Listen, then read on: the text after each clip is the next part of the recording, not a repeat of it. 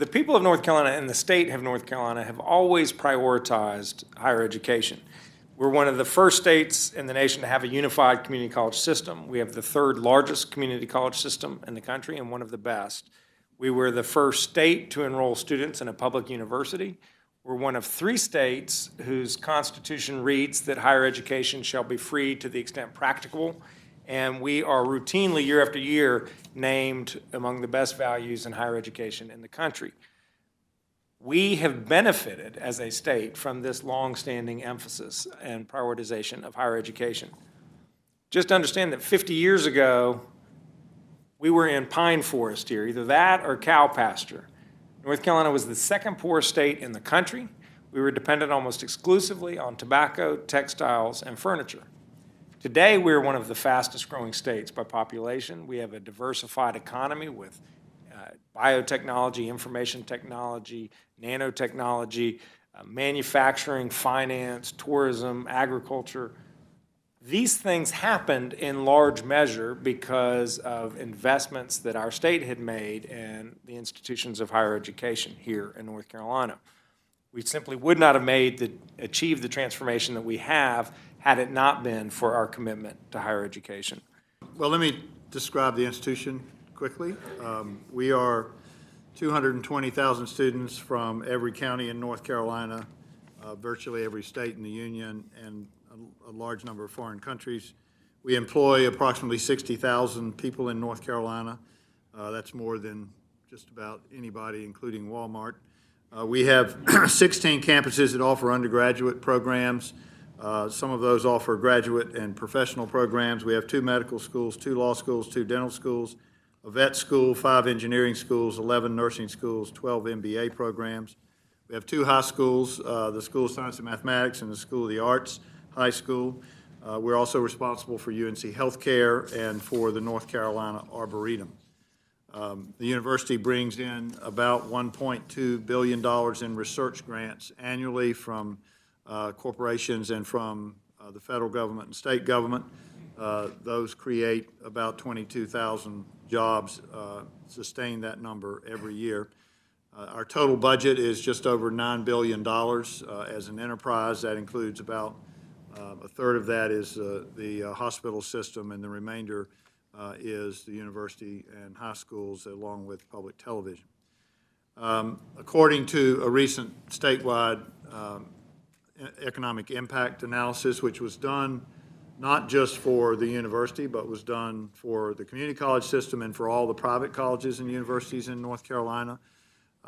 It was done by an outside group that has done this similar study in Texas and other places.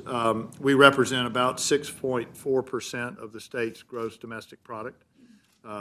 We add $27.9 billion to the economy every year, $27.9 billion, which is the equivalent of about 426,000 jobs. So we have a substantial role to play, I think, in North Carolina as an institution. One of my mentors was President Bill Friday, and he used to tell me lots of stories. And one of my favorite stories was about how one time he was sitting on the floor with Dallas Herring, who was chair of the State Board of Education, drawing the circles of where the new community colleges would be located so that everybody would be within 30 miles of a student in North Carolina. In most other states, in many cases, university leaders fought the growth of community colleges. It was a contentious, competitive thing. In North Carolina, it was university leaders who were part of the development, and I think that's influenced our system in that regard. We fly probably a little bit more under the radar than UNC system, which you would probably think is a good thing. But sometimes you don't know as much about community colleges, but we're pretty big, 58 colleges. 1 out of every 9 adults in North Carolina takes some program with a community college each year. And in the last 10 years, if you look at the North Carolina workforce now, 40% of all the wage earners in our state have been a student at one of our 58 colleges sometime in the last 10 years, which is a pretty remarkable statistic when you consider the in-migration to North Carolina, the growth from in-migration. So we have a very big reach and a very big, I think, impact on the state. Some things that are different or unique about us: we are the most comprehensive community college system in the country, which means we do more things than any other type of community college. Most of those things that we do that other colleges, community colleges, do not do are workforce related, workforce training, as well as areas like basic skills and literacy programs, which we're also responsible for. Another thing that I'm proud of that's unique about us, and increasingly, I think, and this is something we can talk more about, but increasingly, we are the place where low-income students turn for access to higher education, and increasingly students from working-class populations. 17 campus system, in conjunction with the community college, is bar none, unequivocally, make no mistake about it, our single most important asset in the entire state of North Carolina. It is the economic engine that drives everything that we do. It's what differentiates us, gives us competitive advantage from every other state and global economy on this planet, without a doubt.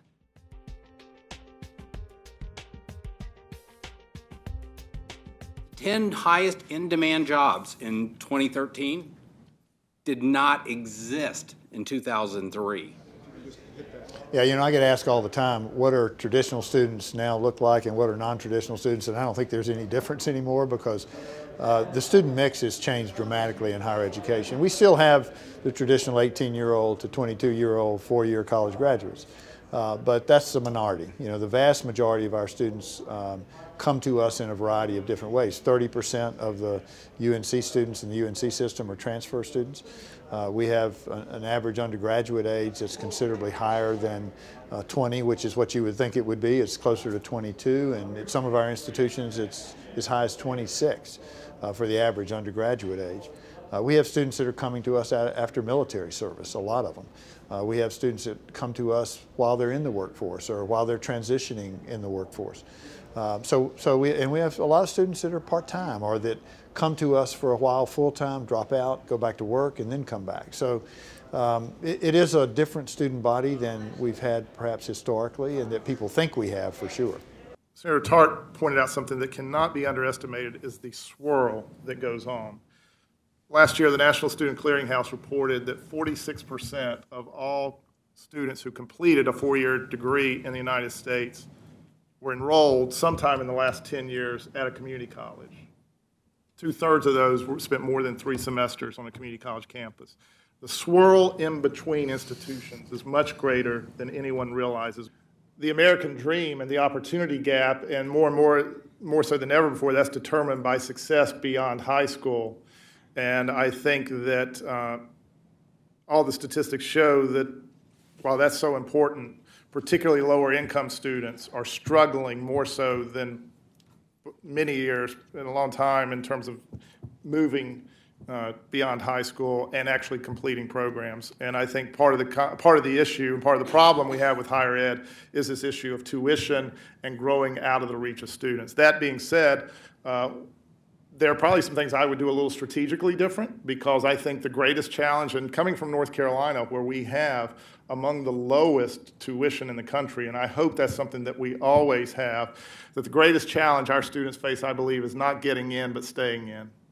And so strategically, there are probably some other things I would do. For instance, I think Pell Grants should be available year-round. I think particularly given that most students, our average age is 28, the fact our students aren't looking to go home and work as lifeguards in the summer. They're looking either to get to the university or get to a job as quickly as they can. And so there's no reason why Pell Grants shouldn't be year-round, number one. The other thing I would do is, Senator Tart, I keep pulling off things that you're saying here, but you mentioned the gap that exists from 3 to 5. And if you look at industrialized countries, one of the greatest gaps we have in education right now compared to other industrialized countries is the educational experiences for preschool students. Now, that being said, it's also low-income students, and low-income students are increasingly and are predominantly now at community colleges. I think one of the best things that could be done would be to have a massive effort to put daycare centers on community college campuses because we train the daycare workers there, and that's what keeps students, those types of issues like daycare, keep students from being able to stay in school. And I think it would also address, so I'm just giving other alternatives. I think it's wonderful that we have this discussion because I think this whole opportunity gap is one of the most fundamental issues we face. But I think I would put resource into how to keep more students in, not just focus on the free tuition piece. The fact is that we live in an immensely competitive world. That what is so today will not necessarily be so tomorrow. The continued excellence that we have really benefited from cannot be assumed. It must be earned time and time again. And I fear that our state's longstanding commitment to higher education is diminishing. Over the past 6 years, per student university funding is down 25%. And disappointingly, our governor's proposed budget actually cut the university budget another 1.2%. We remain one of the very few states in the country that are continuing to cut higher education budgets, where other states are reinvesting into higher ed after the recession when every state had to make painful cuts. Tuition is up 60% over the past few years. At the same time, need-based financial aid is down, putting higher education out of the reach of more and more middle-class families. You know, higher education nationally is facing a lot of different challenges. Some of those are narratives that have built up and come out of the recession, such as whether higher education has value anymore, and I'd love to talk more about that. Some is the shifting of the funding of higher education more toward funding by individuals and their families as opposed to by the states. And that's true not just in this state, it's true all over the country. So the financing of higher education, its value, are two big issues I think that we read a lot about. Whether there's real credibility to the questions or not, I think is something worth discussing. We face many more challenges right now. I think probably the one at the top of the list is universities are at their core made up of really strong faculty, and our faculty have received minimal compensation over the last 7 years. Minimal compensation increases about an average of about 1.5%, while inflation during that period has been over 10%. So they've lost their earning capacity during the period, and you know, it's going to be a challenge for us to continue to keep our best faculty. We're seeing a transition of faculty, and I think it's more than just compensation, frankly, because most faculty are not in it for the money. But there are other factors that are in their minds and hearts right now that I think are causing some of them to look elsewhere. I would remind you that we are blessed in North Carolina to have had decades upon decades of support for higher education, and I mean that right up until today. We've had some tough years for sure, but we've had strong commitment to North Carolina's public universities, and so we are better funded on a per-student basis than many states, and we've absorbed the cuts that we've received. It hasn't been easy every time, but what we've done is reduce our costs by about 17% when you adjust for inflation over the last 5 years, while we've increased our degree production by 18%. Because we have such low tuition, we also have much lower debt per student than average nationally, and that's a good thing. No debt is better than some debt, but lower debt is better than higher debt. And so, and the debt that the average student has, about $20,000 after 4 years, given that student's likely to earn more than $1 million, $1 million more in their lifetime than they would have earned with just a high school degree. It's a pretty good return on investment, I think. When you think about where we were the last century, we got textiles from Massachusetts, we got wood furniture making from Michigan, and I guess tobacco we got from the Native Americans. But those industries came and they went. And so we are not competing today only against Tennessee and South Carolina. We are competing against Taiwan and South Korea. Companies are incredible. Well, in RTP, there's no better place for us to be located to have this point emphasized. Companies are global, and they absolutely can locate anywhere they want. And it's going to be human capital which draws companies to North Carolina if we want 50 years from now to have a thriving, healthy, vibrant state. The university is very cognizant about its unique connection to the economy and economic development. They don't only consider themselves an ivory tower where they exist to try to educate people to deal with ideas that are not in the real world.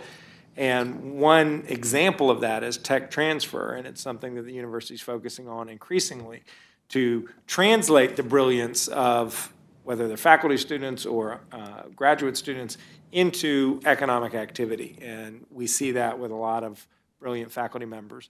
And frankly, it's one of the real concerns I have about our underinvestment in higher education, or diminishing investment in higher education, is that we are a less attractive place today for a star faculty member to work than we were 5 years ago.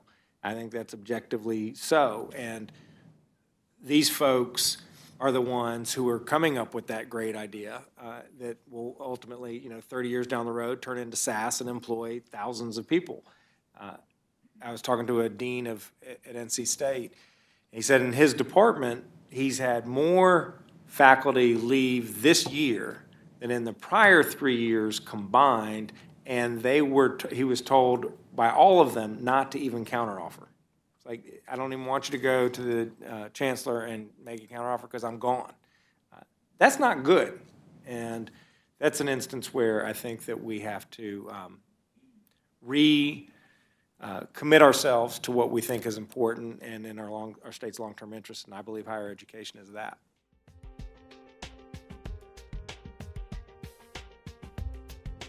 Just in the last few years, we have stepped up our game, I think, and really tried to accomplish some big things. And a little over a year ago, our boards met together and signed a comprehensive articulation agreement between the 58 community colleges and the 16 universities. And that articulation agreement lays out clear pathways for students to move from the community college to the university. It sets out a group of courses that you can take and be guaranteed will transfer, no matter what community college you take them in, to the university. That is a huge accomplishment. It took hundreds and hundreds of hours by hundreds and hundreds of faculty members at the community colleges and at the university to make it work. And it's something I think the state should be really proud of. It's something I know we're both proud of.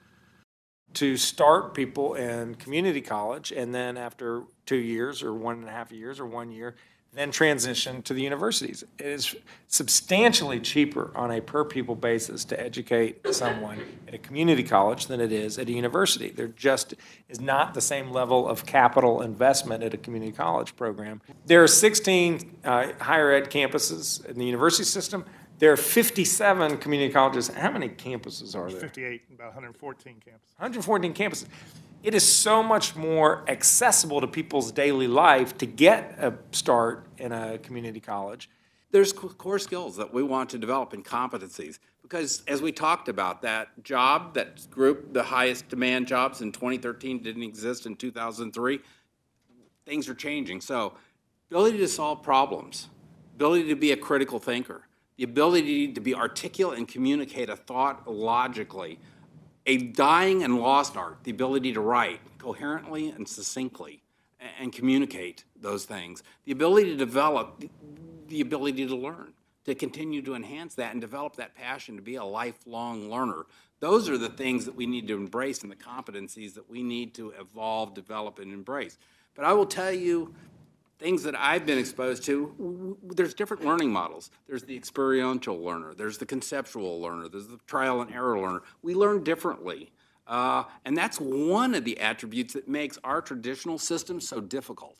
Because we, in a sense, say everybody's going to learn the same way, and the reality is that's not how it works.